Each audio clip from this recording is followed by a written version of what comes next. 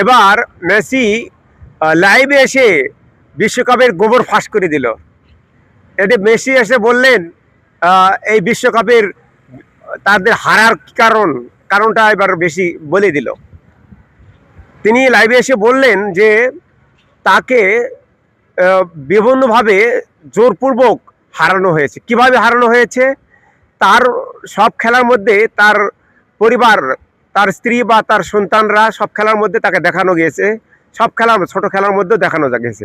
কিন্তু আপনারা কি দেখেছেন বিশ্বকাপ খেলার মধ্যে, ফাইনাল খেলার মধ্যে মেসির পরিবারকে? অবশ্যই দেখেননি।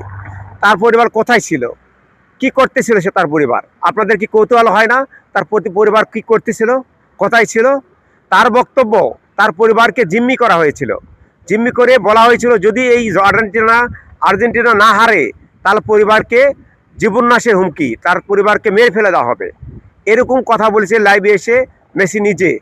এখন মেসি নিজে কথা বলেছেন যে তাকে সেভ করার জন্য, তার পরিবারকে সেভ করার জন্য মেসি ইচ্ছা করেই তাকে আর্জেন্টিনার খেলা নর্মাল করেছে এবং গোল দেয় নাই।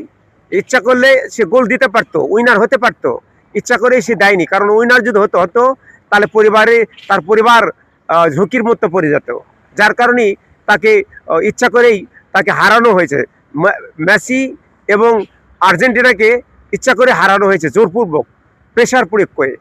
প্রিয় দর্শক, আপনার কি মনে হয় মেসির এই বক্তব্য কি ঠিক? যদি ঠিক হয় তাহলে কমেন্টে জানাবেন, আর যদি না ঠিক হয় সেটাও আপনি কমেন্টে জানাবেন। ওকে, ভালো থাকুন।